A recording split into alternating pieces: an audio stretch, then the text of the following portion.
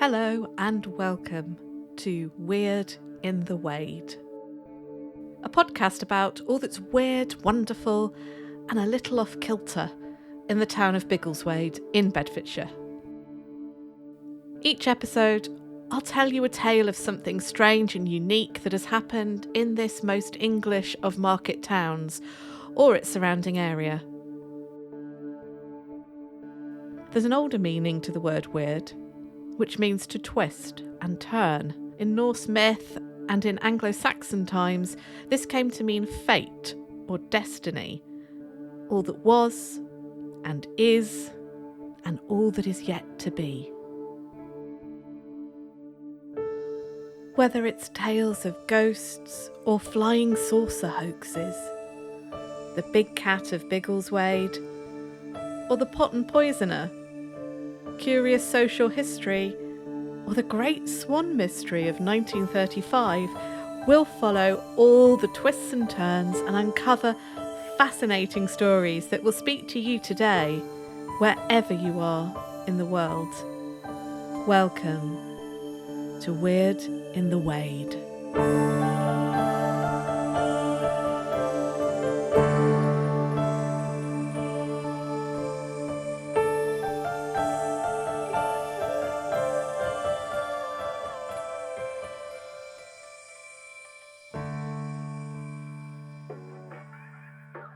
It's October 2005, a time when the news was dominated by the Iraq War, terrorism and hurricanes. Harry Potter and the Half-Blood Prince was top of the book charts, whilst in that October the first novel of the Twilight series was released. Push the Button by the Sugarbabes was number 1 in the UK, but what might make you feel really old is when I say that 2005 was 18 years ago and the iPhone was still 2 years away from launch. Social media wasn't really a thing yet. And the words of the year compiled by the Oxford English Dictionary were wiki, sexting, and quite delightfully this new word, podcast. Biggleswade in 2005 was a sleepy place. It really was. There was still a Woolworths, a greengrocer's, and a hi-fi shop in the centre of town. You couldn't get food served in a pub between 3 and 7 p.m. though. The new Asda superstore on the site of the old brewery had just opened, and the novel idea of a surfing cafe where you could drink coffee and get online via Wi-Fi was in its second year. Also, still open and in a prominent position on the high street were the offices of the Biggleswade Chronicle, a local newspaper that had been serving the community since the 1890s. And it was this local newspaper that broke the story on October the 21st, 2005, that a local man named Terence, who lived on Lime Tree Walk, had seen something very strange in the middle of the night in his back garden. Lime Tree Walk is a leafy street of neat post-war houses which forms one of the sides of a kind of triangle. In the centre of this triangle is an enclosed green space dotted with trees and shrubs which all the gardens on one side of the walk back onto. I don't know if Terence's house backed onto that enclosed green or not, but I wanted to point this out because these are streets with open spaces like this dotted around, along with lanes, alleyways and leafy cut-throughs, places where people and animals can make swift and secret getaways. The other side of Lime Tree Walk doesn't have a green behind it, but it has one of these shrub-lined alleyways or snickets. So both sides of the walk back onto spaces that can be easily moved through. Terence was 75 at the time, and I'm guessing like many men of his age, prone to waking up in the night. He says that on this particular night, he got up and headed to the bathroom. It was clearly a bathroom without frosted glass in the window because as he looked out, he saw what he described as a lynx-like cat leap onto his shed roof. And this is what he told the newspaper in his own words. I saw a movement and thought it was an ordinary cat at first, but it jumped up on the shed roof and stood facing the light. Its eyes were lit up like headlights, and I was amazed because it had got a very small face and two big ears that stood vertically upright and were pointed at the top. Now, it's easy to dismiss a late night sighting like this, put it down to being half asleep. An actual local pet cat might appear the size of a lynx when you're drowsy. It's harder to judge perspective with sleep blurring your vision. Except Terence says he was wide awake. And he wasn't the only person to report seeing this large cat in Biggleswade on that week in 2005. Another independent eyewitness had come forward to the newspaper from Windermere Drive, further south in the town, to say that they had seen this beast as well. And these two independent witnesses would not be the last to see a large cat in the area. Welcome to Weird in the Wade, where in this episode we will be exploring big cat sightings around Biggleswade from the last 20 years. I've spoken with two eyewitnesses and you'll hear an interview with one of them. We'll widen our search to other Bedfordshire big cat sightings and to one that I was caught up in down in Sydenham, southeast London, back in 2005 as well. I've also got a very special guest, Owen Staton, who is going to share his unique insight into big cat sightings as we discuss why we respond to these stories so positively. Many of you will know Owen from his Time Between Times and Spectres of the Sea podcasts. But did you know he has connections with at least 2 big cat sightings in Wales?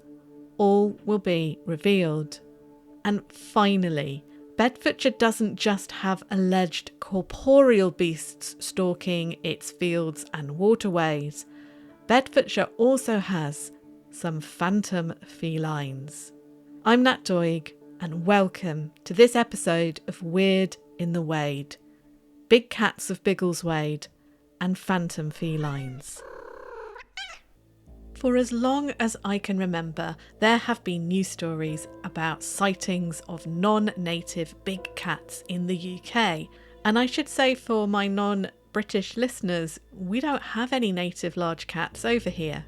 We have a tiny threatened population of Scottish wildcats up in the Highlands of Scotland, where they are threatened by habitat encroachment and interbreeding with domestic cats. Scottish wildcats are not much bigger than a domestic cat and incredibly difficult to find in the wild. So any sightings of a large cat is going to be non-native to the British Isles. Big cat sightings seem to really take off in the UK in the 1970s and 80s, and since then it's like every year or so there will be a new major sighting. A blurry photograph will do the rounds in the usual newspapers and on their websites. It's become such a thing in the UK that a website specialising in funny stories from local newspapers has its own meme of just posting the word cat, as in domestic cat, whenever a sighting of anything like this is reported. Tourists say they photographed the Loch Ness Monster. Cat will be the refrain. It's one of those topics that divides people. Those who say the whole thing is manufactured by the newspapers to sell copies and generate clicks, especially during the quiet summer months. Then there are those who ardently believe that there are big cats living largely unobserved and unobtrusively in the UK countryside. The explanation for their existence is that they escaped or were released by former owners. There is a small minority who cling to the belief that these cats are in fact some remnant of a prehistoric big cat native to the British Isles, but we're straying into cryptid territory there. Which leads me on to a couple more things to explain for non-UK listeners before I get to the witness interviews. Many of the big cat sightings we're going to explore today take place in the southeast of England, where there is very little wild countryside left. In fact, most of the countryside is completely managed in the sense that it's either farmers' fields or parkland. However, when you look at where clusters of sightings take place, they do tend to be on the fringes of settlements and the few wilder areas in the southeast that remain. For example, the Chiltern Hills has a cluster of sightings, which includes Bedfordshire, even though on our side of Bedfordshire we're quite far from those hills and wild woods. It's about 30 miles away to the edge of the Chilterns from Biggleswade. Other sightings further afield are associated with the UK's wilder open spaces like the moors. The Beasts of Bodmin, Dartmoor and Exmoor in the southwest are examples. But these open spaces are small and contained in comparison to, say, the Welsh mountains and valleys or the Highlands of Scotland. And they're tiny in comparison to the open spaces in places like North America or Australia. Saying all that, even in the southeast of England, with its suburbs and commuter towns orbiting around London, there are plenty of green corridors, fields, scrubby wasteland, railway sidings, small woods and rivers that could be used to travel along and are used by suburban foxes and other animals nightly. And here's the second thing I need to explain about the UK. The law around owning exotic animals is pretty strict. We're never going to have a UK Tiger King. There isn't the space for one thing, and the law just doesn't allow it. It's just not possible, not legally anyway. It wasn't always so strict though, especially if you were wealthy. There are tales of country estates in the first half of the 20th century where big cats wandered the houses like Labradors. Keeping exotic animals was completely legal until the late 1970s, and it wasn't just big cats. The 19th century Baron Walter Rothschild was famous for having a carriage pulled by zebras. He had a fine menagerie of exotic creatures and collected all kinds of specimens, which now form the Natural History Museum Tring.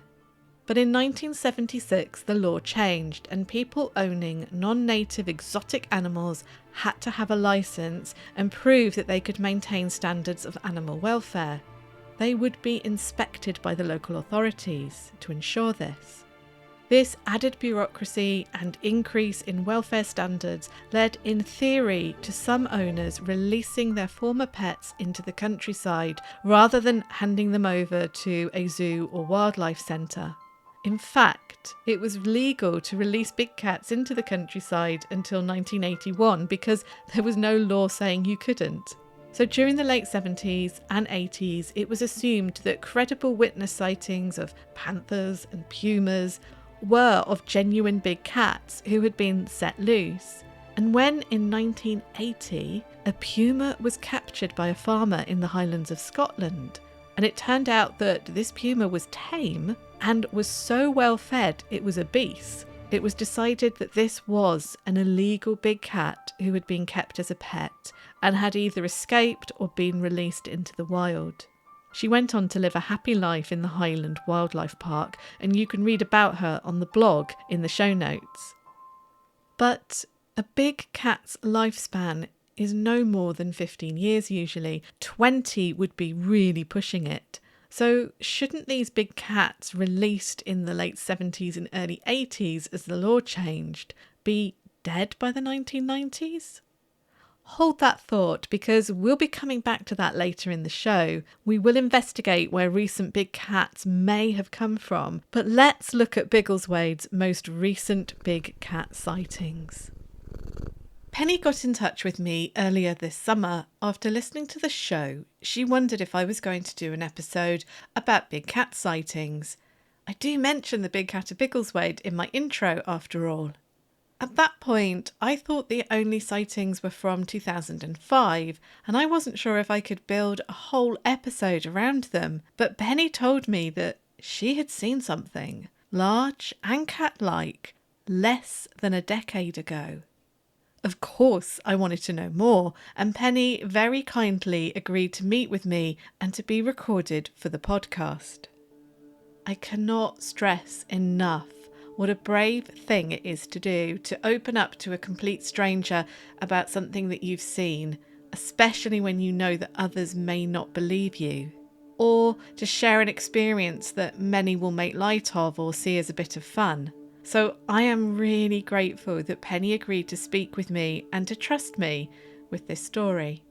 We met at Jones's coffee shop, the site of the haunted pound stretcher. It did seem appropriate, on a dull August morning.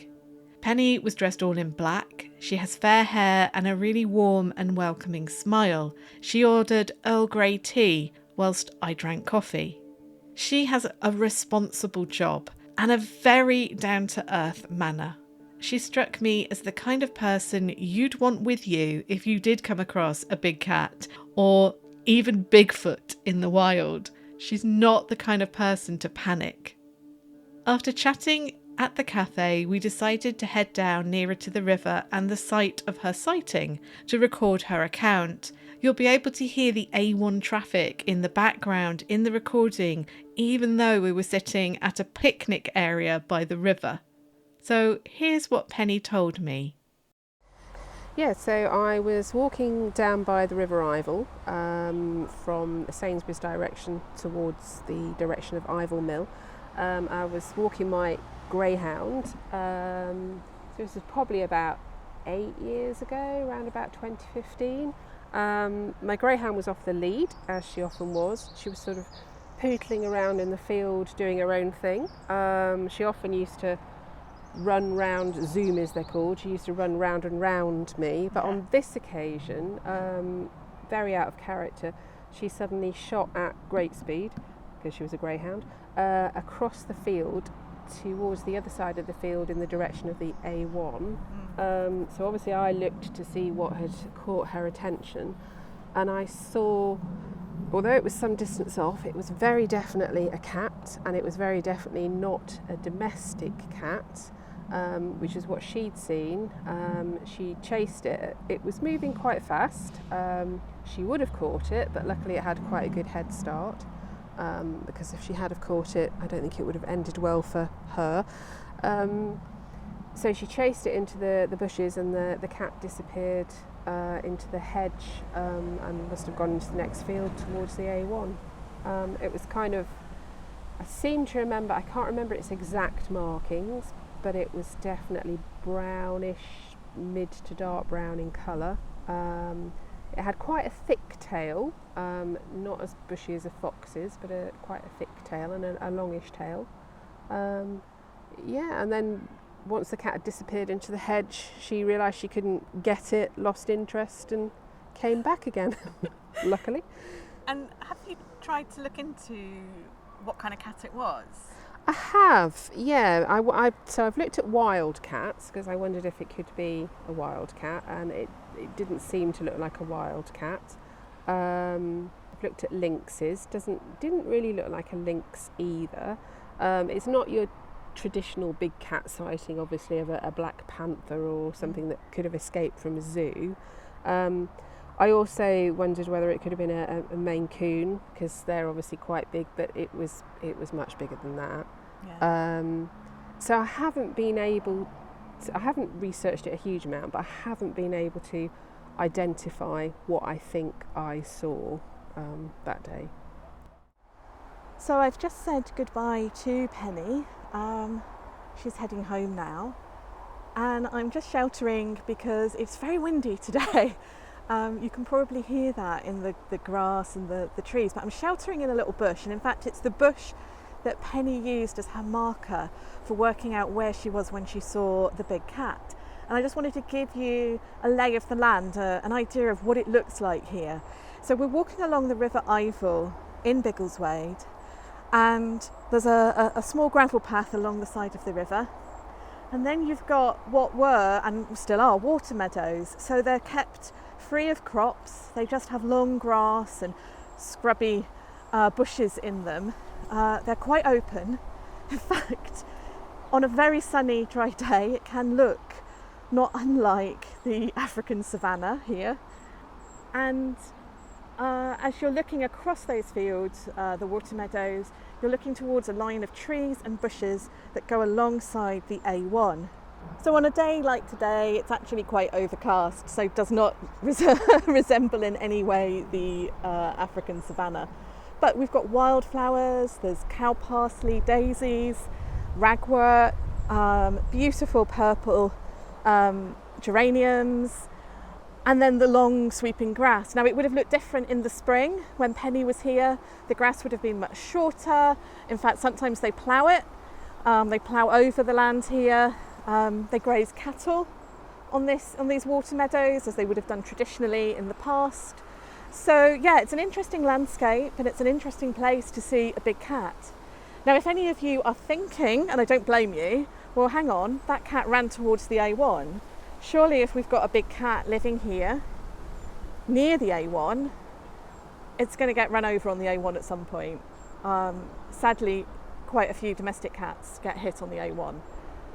But there are cow tunnels that go under the A1, and they go under the A1 from not far from here. And so there are routes that the wildlife can take to get under the A1 without having to get over it. So if there was a big cat on the loose around Biggleswade and the sort of surrounding area, it has got a way of getting over the A1 without having to cross the road. After interviewing Penny, I reached out to see if anyone else had experience of seeing a big cat in or around Biggleswade, and Sam came forward. Sam has asked for their identity to be kept anonymous, so Sam is a pseudonym, but I can confirm that I have met them face to face and spoken with them about the incident. They are a sensible person with experience of wild cats in other countries around the world, which is really lucky for us. They also were not alone when they saw this big cat, so have corroboration for their encounter. Here's what Sam told me, as close to their own words as possible. The encounter happened around 2012, I think. It was about this time of year, late summer, moving into autumn. We were at the RSPB Lodge. Now, just an aside here about the RSPB Lodge, this is the headquarters for the bird and nature conservation charity, the Royal Society for the Protection of Birds. Their offices are in an old 19th century lodge or stately home to you and me. It was previously the home of Robert Peel, he of setting up the Metropolitan Police fame. Around this lodge there are acres of heath and woodland stretching down to Biggleswade Common. It is a lovely place to walk and just take in the nature. But back to Sam's encounter. It's dusk, remember, but not dark. What Owen Staten, who we'll be speaking to later, calls the time between times. Sam said, "It was actually seen from two completely different directions. I was walking out of the woodland track next to the RSPB driveway from the lodge, walking up from the south. My wife was in the gatehouse car park waiting to pick me up to the north. The cat ran out of the heathland on the east, crossed the road and pathway between us, jumped onto a fence post, then down into the heathland on the western side and disappeared. It was incredibly quick, and when it jumped, it stood about the height of the fence post. So big, my torso height. I was immediately reminded of an ocelot. It could have been an African or Asian wildcat, but it had that quite distinctive, skinny, long-legged look of an ocelot or serval. And it had a long tail too, which was in addition to the height it stood. When I got into the car, we both looked at each other and I said, 'Did you see that?' And my wife said, 'Yes.' And I said, 'What was it?' And she said, 'I don't know, but it was big.' It was definitely not a lynx, mountain lion, panther, nor leopard. No tufty ears, no bulky body shape." I'm really grateful to Sam for sharing their story. It's a real head-scratcher. Sam and his wife are definitely credible witnesses. Sam has experience of seeing actual big cats in the wild in other countries where they lived for some time. I've walked around the RSPB Lodge Reserve many times, and I can imagine that a big cat could stay largely hidden up there, but still find plenty to eat. There are rabbits. And we're not talking a panther-sized cat here preying on sheep. Another thing to consider is that the Lodge Reserve leads down to the common, which in turn leads down to the water meadows, where Penny saw her cat. So, what's going on in Biggleswade? Let's look at 2005. I'm afraid we don't really have enough information about the 2005 sightings to investigate in detail. You can't even find the actual newspaper reports anymore. It's been taken offline when the Biggleswade Chronicle was bought up by one of the big media companies that now owns most local newspapers in the UK.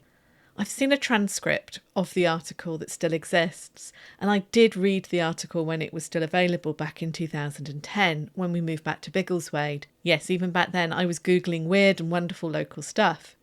But 2005 was a curious year for big cat sightings. There were loads of them from all over the country, and it all kicked off in the march, far away from Biggleswade, but not far from where I was living at the time, in southeast London. Within about 10 minutes walk of my old flat in leafy Forest Hill is Sydenham, and one morning in March 2005 there was a real commotion as the police closed off roads and went hunting for a big cat that had actually mauled a local man in the small hours of the morning. It made the national news. A local girls' school kept its gates locked all day as the search continued. Some of the roads initially closed linked to the road that I lived on. It was really that close by. The man mauled by the cat, which he said was the size of a Labrador, was a father of 3 named Tony. He said he had been rescuing his own pet cat, Kit Kat, from the jaws of this beast when it attacked him. He actually needed treatment for cuts to his face and his hands, and he and the paramedics treating him even thought that they caught a glimpse of this panther-like creature later whilst he was being patched up. The fear in the local neighbourhood was real. We could feel the tension when we spoke to neighbours. I kept my little cat Rookie indoors until the incident blew over and I moved house to the other side of Sydenham to Bromley about a week or so later. It's probably why the story sticks in my mind so clearly, because it all happened whilst I was preparing to move house.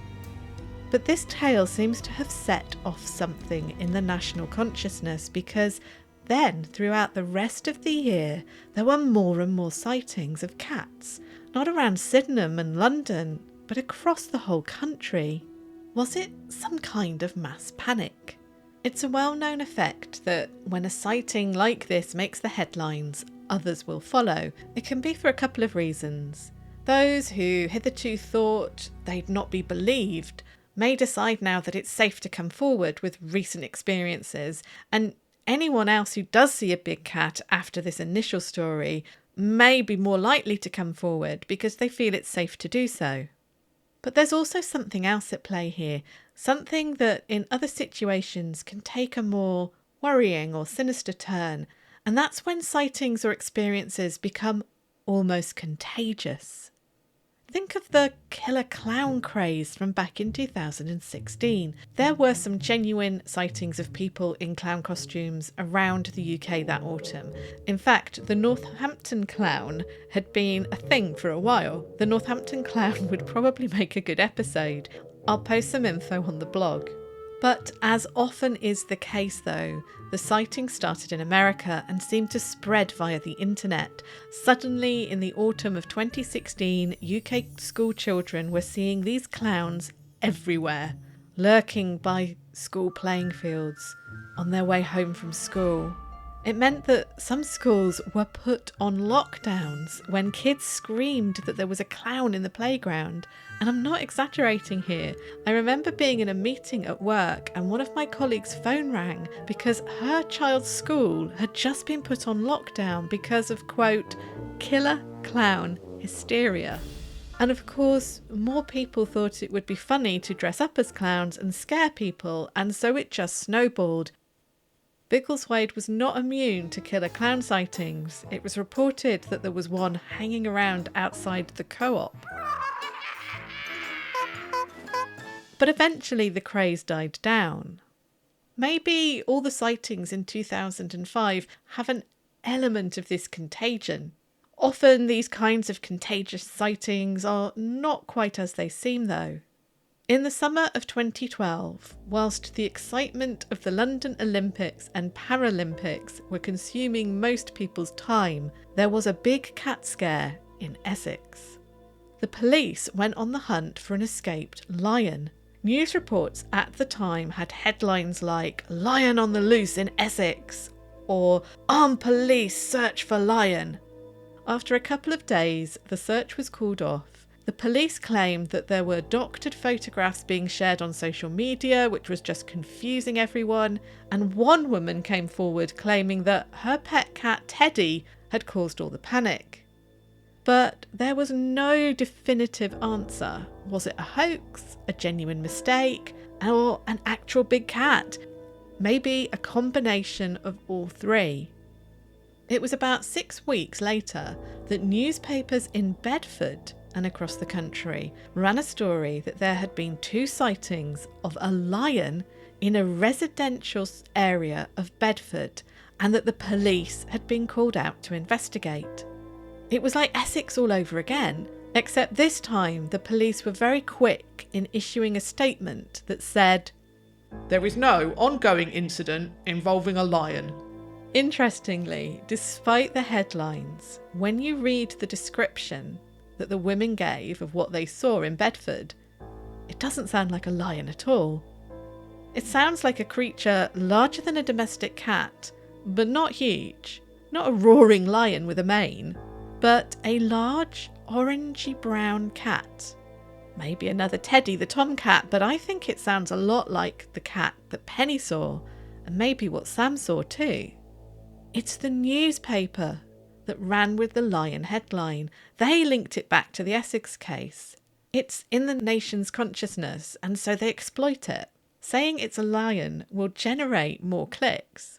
The women may have come forward because it's only 6 weeks after the Essex case, but at no point are they quoted in saying that what they saw was a lion. So in this case, it's the newspapers forcing the lion onto the sighting. Any panic experienced in Bedford at the time has really been manufactured by the newspaper, though one of the women does say that her dog was scared of the creature and was left trembling, and she says that she's going to avoid that area in the future. So I believe these women saw something, but not a roaring lion with a mane, and the newspaper just exploited the situation to increase circulation. Which leads me on nicely to my theory about the later sightings in Biggleswade by Penny and Sam. Since her encounter, Penny has spent a lot of time looking into what she saw, trying to find an example online.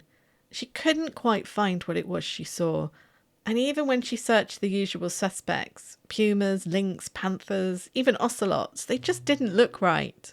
I too, like Penny, spent a long time searching the net for images of cats that might meet Penny's description, and that's when I stumbled across a type of cat called a jungle cat, or swamp cat, or sometimes a reed cat. And I'm going to say this now. I think this jungle cat may well be what Penny saw. It's a misleading name, as it's a cat that lives across most of southern Asia, including all the Indian subcontinent except for the Himalayas. So it's not confined to jungles, though it does like water. Because its habitat is being destroyed by human activity, it's moving to live and hunt on farmland and suburban settings in India especially. It's a long-legged, long-bodied cat with pointy ears which sometimes do have tufts. It's larger than a domestic cat and it can weigh 3 times as much as one. Its coat ranges from beige to reddish brown. It has a long tail that can be bushy and it's ringed. Younger cats sometimes have dark patches on their coat which fade with age. They are a beautiful looking cat. I've watched film of them stalking through crop fields in India, and the drone footage gives you a really good idea of just how big they are. There is a link to the video in the notes on the blog, as always. They are bigger than a pet cat, even a big Tom. And crucially, jungle cats have been found in the UK countryside twice, as it happens. The first time was back in 1988 in Hayling Island, Hampshire. The poor creature was run over by a car and then subsequently stuffed and kept in a zoological collection at the Museum of Hampshire, so you can go along and see the Hayling Island jungle cat. A year later, another jungle cat was found, this time over in Shropshire, so nowhere near Hampshire. It too had been run over by the looks of its injuries, and it had died as a result. This Ludlow jungle cat was also stuffed by a local vet who identified it as a jungle cat. It turns out that there have been other sightings of jungle cats in the UK. One was in Durham in 1992. There have also been subsequent sightings in both Ludlow and Hayling Island. There are also claims backed up by vets of jungle cats breeding with domestic cats. In Shropshire, one large grey Tom became quite a local star for being a hybrid.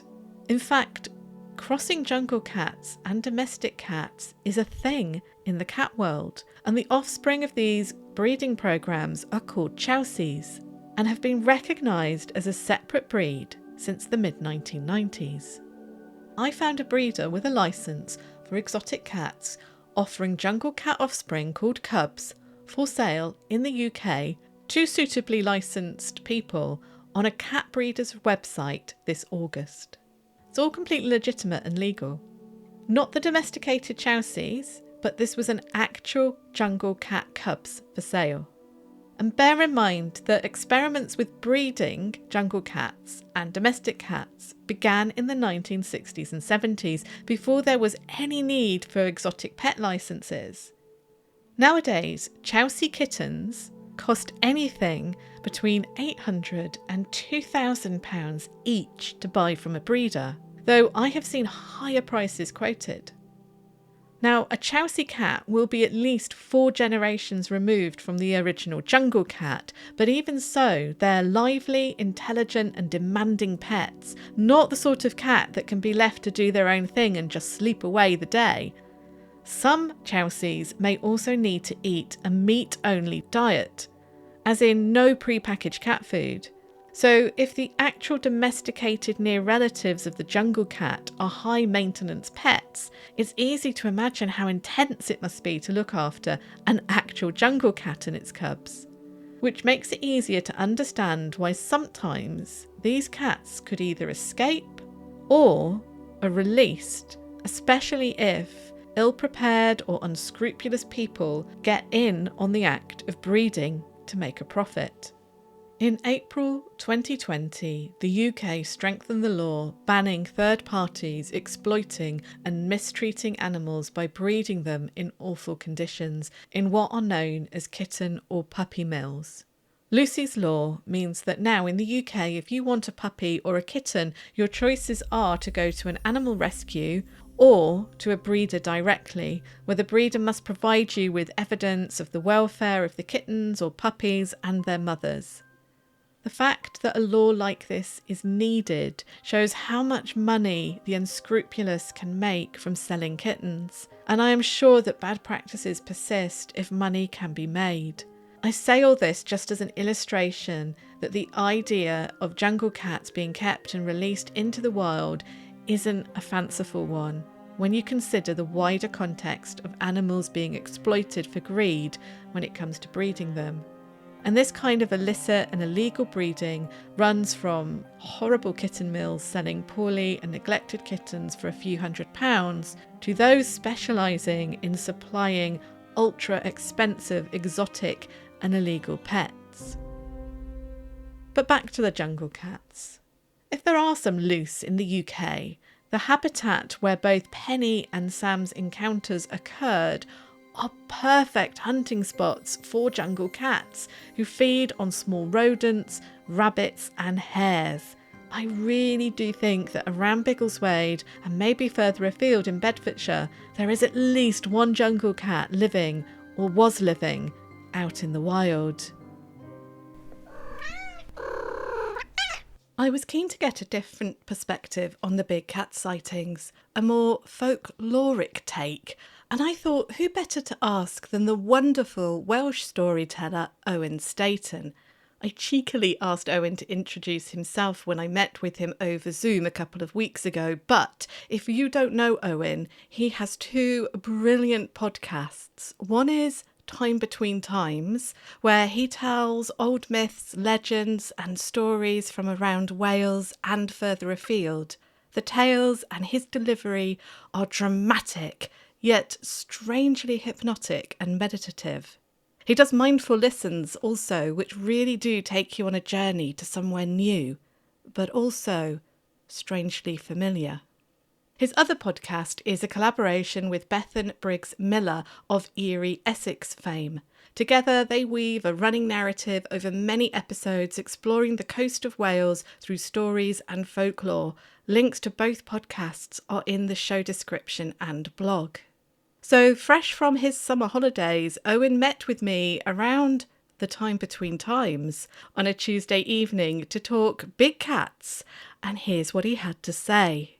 My name is Owen Staton, and I am a storyteller, as you know. I'm the host of Time Between Times podcast, which is on YouTube and everywhere you find your podcast, which has been going for a number of years now. And I'm a storyteller who specialises in Welsh myths and ghost stories and spooky tales, if you like. It's something I've always done to a certain degree. I've been lucky enough to be an actor as well and appear in lots of different things. But the vast majority of my life, 20 years, well, not the vast majority actually now, less than half, but 20 years of my life I spent as a police officer as well. So I've had a lot of time sort of around and about looking at different things and coming across things that were quite strange and quite unusual. I bet being a policeman, you do come across some very, very strange things sometimes. Thank you for that introduction. And thank you also, Owen, for agreeing to join us today to talk to us about big cats. And not just big cats, but shall we call them sort of non-native British cats that Yes. appear in the wild? Because sometimes they're not big. They're not like a panther or a tiger or a lion. Sometimes they're just cats that are slightly bigger than a domestic cat, but clearly shouldn't be where they are. And I was wondering if you'd got any encounters yourself that you'd come across with cats, big, small, but cats that probably shouldn't have been where they were. Well, it's funny you ask that, Nat, because throughout my life, I have sort of paralleled sort of big cat sightings. I have seen a strange cat myself. I wouldn't say it was a big cat. I've sent you a photograph and we'll talk about that a bit later on. But I came across a strange cat when I was out walking my dog. But all throughout my life, rather strangely, I've been involved in sort of big cat sightings, if you like.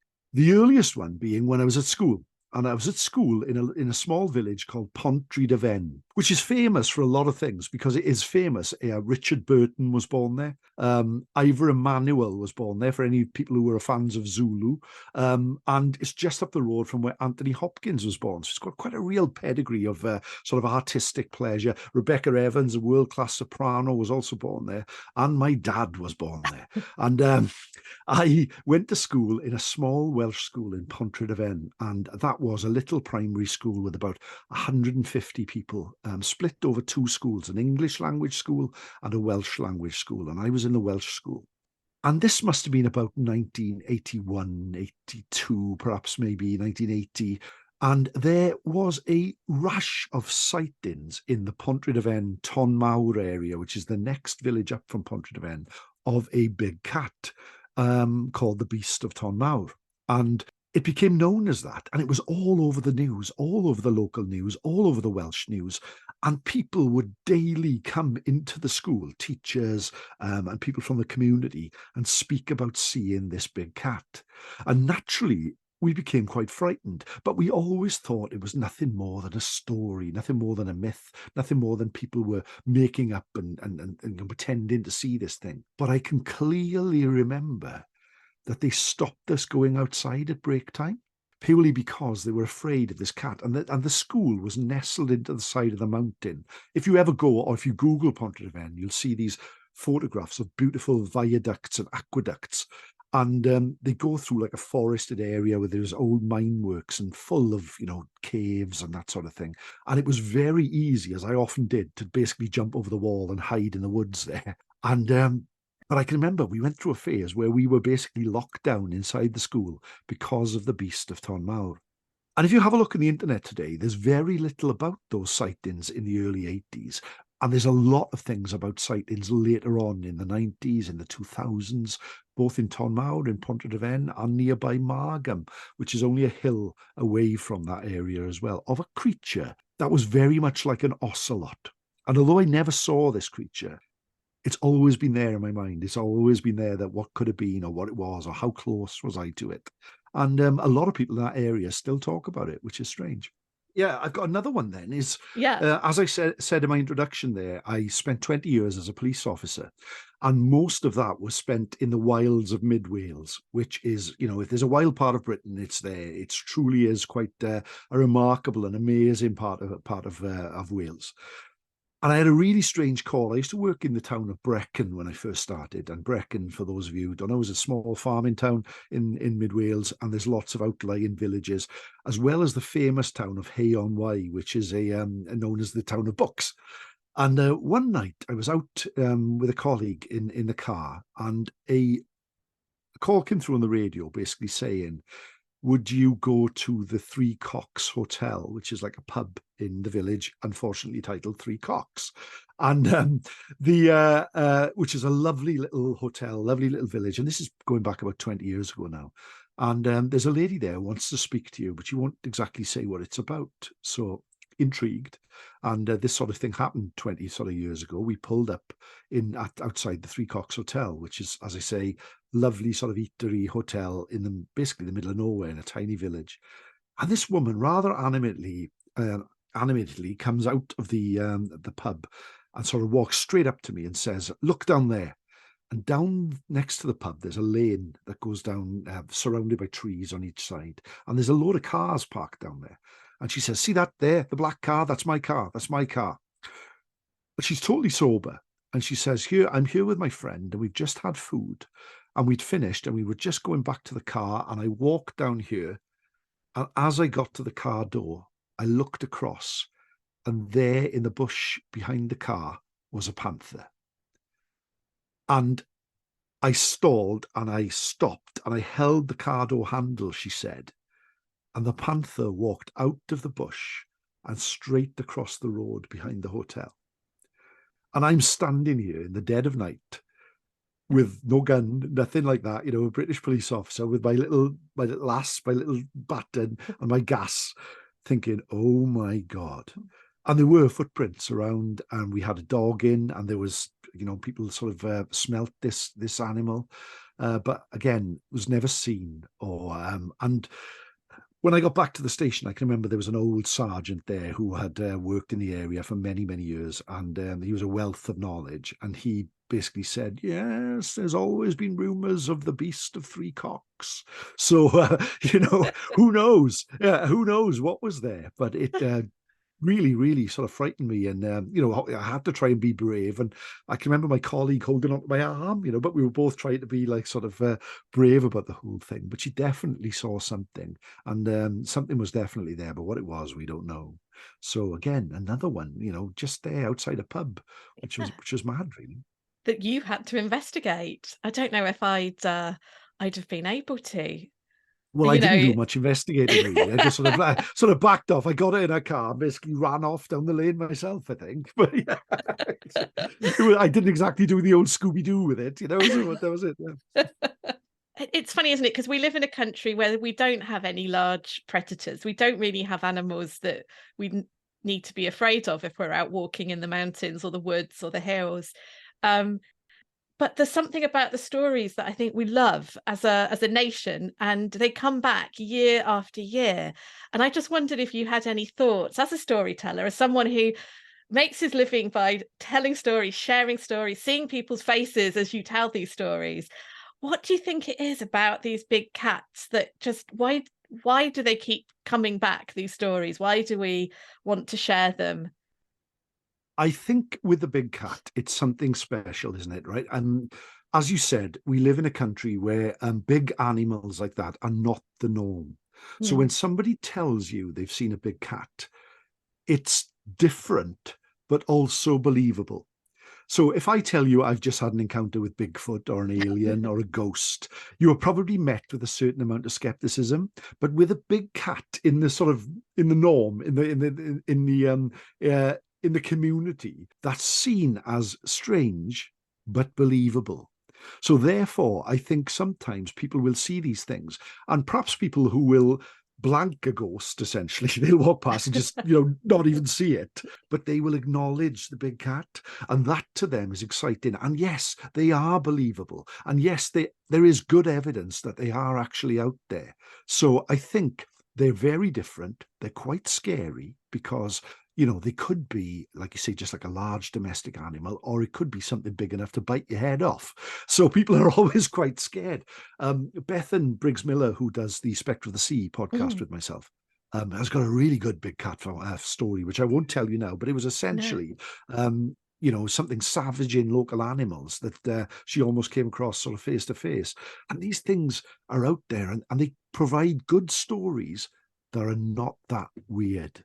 So people see them, Yeah. people acknowledge them, but are not ashamed to actually tell the story, because you find a lot of people with ghostly experiences, etc., will probably keep it to themselves.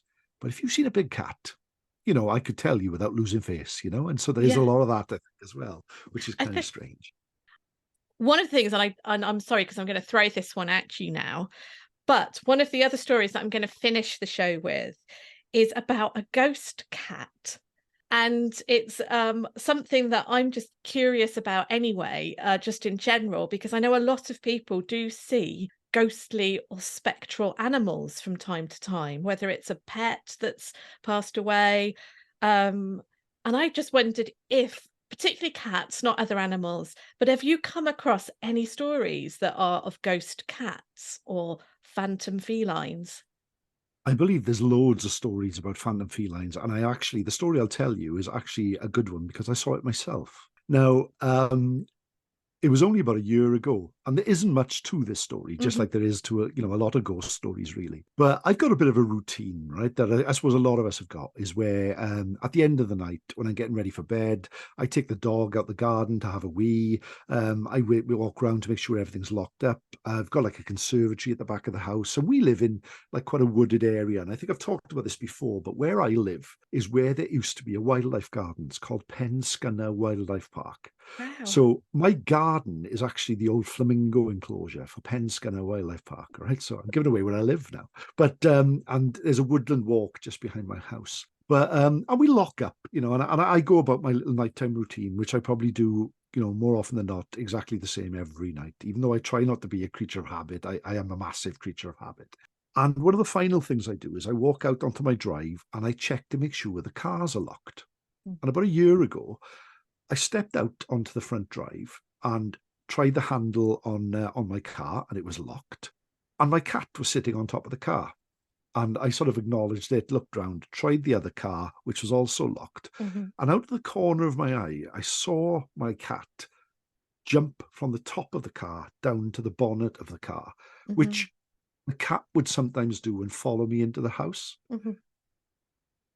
But I saw it out the corner of my eye and I turned my head and it wasn't there. It was definitely on the top of the car. It was like a black silhouetted cat. Now, Hmm. I've got a black and white cat, so I'm saying it's my cat. It was definitely a black cat.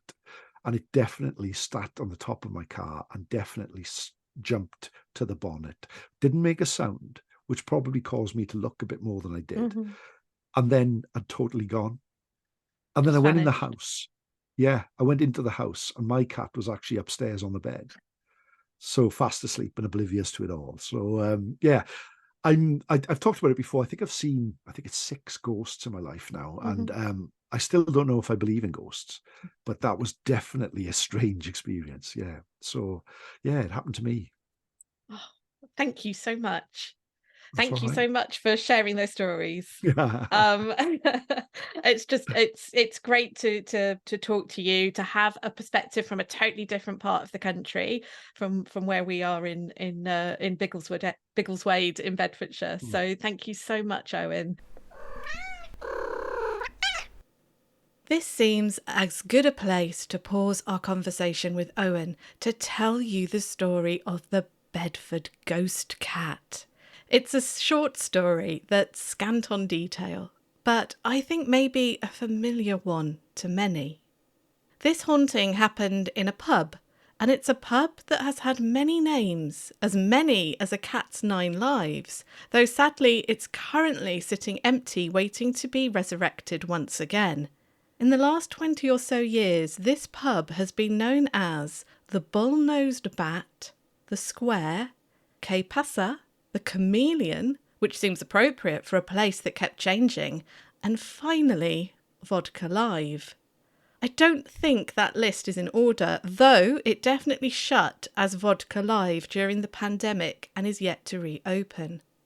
The bar is in the historic St Paul's Square in Bedford, facing the courts and the old St Paul's Church. It's next door but one to the old Corn Exchange, but this pub is small and unassuming. In its current shut-down state, it looks sad, obscured by a busy bus stop in front of it. But the top half of the building is decorated rather oddly. I can't decide if the decoration is supposed to be flames, tiger stripes, or lizard skin, maybe left over from when it was the chameleon. Either way, it makes a rather unremarkable building look quite odd. The haunting took place inside the pub when it was known as the Square, but I've also read that it happened when it was the Bull-Nosed Bat. Maybe the haunting just kept happening. Either way, the person living in the flat above the pub came home one night into their flat, which had been locked tight all day, including all of the windows, to find a cat asleep on one of their living room chairs. Now, they didn't have a pet cat, so this was rather unexpected. As they approached the cat, obviously a little confused as to how it had got into a locked room, the curled-up creature just disappeared into thin air. Although we only have this one report, for it to have made the Bedfordshire Library's collection of ghost stories and be reported more widely, I wonder if this wasn't, in fact, an isolated incident. I'm wondering if this phantom feline was a more regular visitor to this pub. That way, it seems more likely that the story of multiple apparitions would have been told, remembered and repeated, and so found its way into these ghost story collections. Maybe something happened in that pub to a person living there that was similar to what happened to me when I was staying in a hotel in Brighton a couple of years ago. I was lying in bed, listening to the sea crunch back and forth over the pebbles on the beach. It was one of those older hotels, a little out of the town centre. I'd bagged a seafront room at a very reasonable price because of the pandemic. I needed to be in Brighton for work, but there were still quite a few restrictions in place around social mixing. The hotel was wonderfully quiet. Although I was lying in bed, I wasn't sleepy, and I was enjoying the peace and quiet when I felt the unmistakable sensation of a cat leap up onto the bed at my feet, turn around a couple of times, and flop down to sleep, just as my cat Kasumi does. So at first, I wasn't alarmed. And then I realised that I was in a hotel and Kasumi was not with me. I think it was at the point when the cat was turning around that I realised that there shouldn't be a cat on my bed. I very slowly sat up, thinking that it must be a hotel cat that had snuck into my room. But there was nothing at the end of the bed. No cat, nothing. No indentation where it should be lying, just smooth white covers. You know how tight hotel beds are made up. My feet barely made a dent. I'll be honest, my heart did skip a few beats, but I wasn't terrified. I did keep the light on for a little bit longer though. There's lots of logical explanations for this one, that the nerves in my leg misfired and I felt something that wasn't there. Who's heard of or experienced phantom mobile phone vibration, where you think your mobile is vibrating, but it isn't? It is a known thing and it happens to lots of people, including me. Or maybe I was sleepier than I realised and I had drifted off, and it was like that falling off the end of the bed sensation that you get when your mind and body aren't quite in sync and ready to sleep. So I fully admit that this was most likely just me feeling something that wasn't there. But part of me likes the thought of a phantom feline wanting to snuggle on the end of my bed for the night. It seems like a bit of a privilege for a ghost cat to grace you with their presence. Now, there is more of my conversation with Owen. We moved on to talk about other exotic animal sightings and then back to cats again. But I'm going to release that portion of our conversation as a bonus episode with other spooky cat-related tales in the next few weeks during October. So keep a lookout for that episode around Monday the 16th. I also have some exciting news about our Halloween special episode due out on the day before Halloween, Monday the 30th of October. I'll be covering what might just be Biggleswade's most haunted pub. Not only are there some fascinating and spine-chilling ghost stories associated with this pub, but I've tracked down 2 Victorian newspaper stories which seem to contain clues about the hauntings. There'll be a trailer available at the end of the bonus episode later in October. I want to say a really big thank you to everyone who shared their stories with me for this episode. Penny, Sam and Owen, thank you for being so generous with your time. If you have a big cat sighting or a spooky cat-related story that you'd like me to feature on the bonus episode, please do get in touch at weirdinthewade@gmail.com. Or you can get in touch on social media. You'll find Weird in the Wade on Blue Sky, Threads, Instagram, and we're still clinging on there at Twitter. I'd like to say a big warm thank you to all my followers on the socials for all your encouragement and good company. And a big shout out to Joe, who bought the podcast a coffee over on Ko-fi. If you want to and are able to, you can buy the podcast a coffee like Joe did. All the money raised goes back into the podcast, whether it's buying equipment like the lav mic I used to record Penny's interview, or the Earl Grey tea and coffee that we drank in the old haunted pound stretcher. There is a link to Ko-fi in the show description. But don't worry if you can't afford to buy the pod of coffee. I know times are really hard at the moment.